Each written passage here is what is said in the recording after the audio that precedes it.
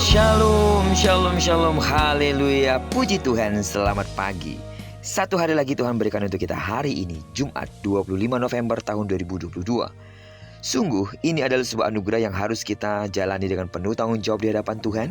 Dan percayalah, Tuhan pasti akan menolong, bahkan akan memberkati kita, sama seperti Dia telah menolong dan memberkati kita di sepanjang malam yang telah kita lewati. Amin.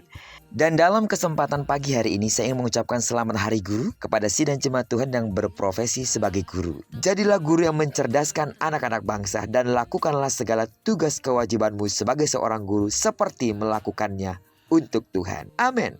Baiklah puji Tuhan, hari ini kita akan kembali melanjutkan pembacaan Alkitab satu hari satu pasal sebelum kita lebih jauh melakukan kegiatan hari ini.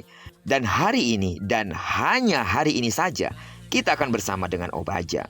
Satu kitab dalam perjanjian lama yang memiliki pasal terpendek. Sebagai judul renungan kita dari kitab Obadya ini adalah Pesan dari Edom, tinggalkan keangkuhanmu. Sebagai pengantar renungan ini, saya akan coba bacakan untuk kita ayatnya yang ketiga. Keangkuhan hatimu telah memperdayakan engkau. Ya, engkau yang tinggal di liang-liang batu, di tempat kediamanmu yang tinggi, engkau yang berkata dalam hatimu, siapakah yang sanggup menurunkan aku ke bumi? Sidang jemaat Tuhan, tokoh saudara siapa Obadya? Setidaknya ada 11 orang yang bernama Obadya yang disebut di dalam kitab perjanjian lama. Namun sepertinya tidak satu pun yang punya hubungan dengan penulis kitab terpendek perjanjian lama ini. Walau tidak ada catatan khusus tentang asal-usulnya, satu-satunya yang kita tahu, Tuhan berkenan menyampaikan firman melalui hidupnya. Dan luar biasanya, terlihat perbedaan yang sangat kontras dengan latar belakang si penulis dengan isi tulisannya yang berbicara tentang suatu bangsa yang besar dan terkenal keturunan Esau, yaitu bangsa Edom. Tokoh saudara bahwa ada banyak orang pintar di Edom, juga para pahlawan yang kuat ada di sana. Namun, Tuhan tidak terkesan dan justru menghakimi mereka. Mengapa? Di dalam ayat 3 yang telah kita baca menyebutkan sebabnya, yaitu keangkuhan mereka. Ya, Edom merasa diri hebat dibanding Israel dan bangsa-bangsa lain. Seperti elang yang terbang tinggi, aman dari jangkauan manusia, ia merasa aman karena kehebatannya. Keangkuhan mengaburkan akal sehatnya, membuatnya tak dapat melihat keterbatasan dan kebutuhannya akan Tuhan. Melihat Edom, Tuhan muak. Aku akan menurunkan engkau, firman-Nya. Bukan hanya diturunkan, tetapi dihinakan sangat dan dihancurkan sampai tak tersisa. Saudara, perhatikan baik-baik firman Tuhan hari ini.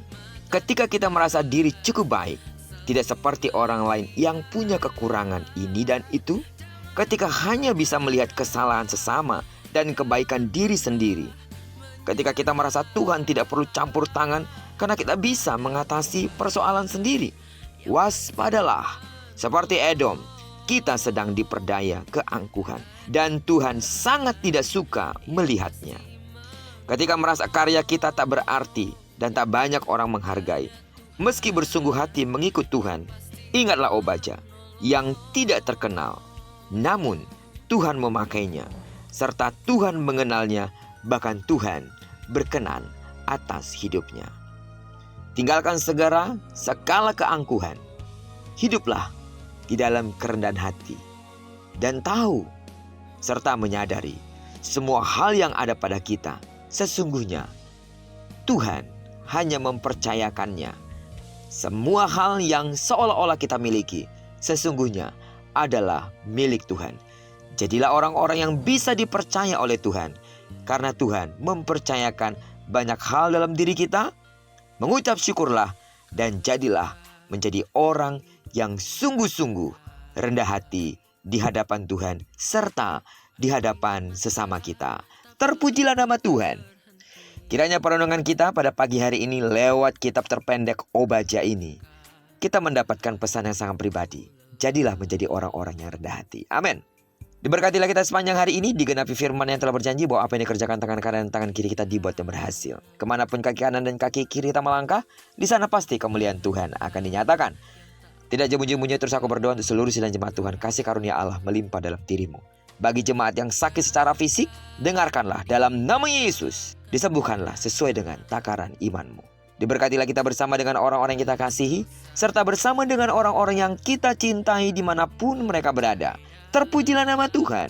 Shalom.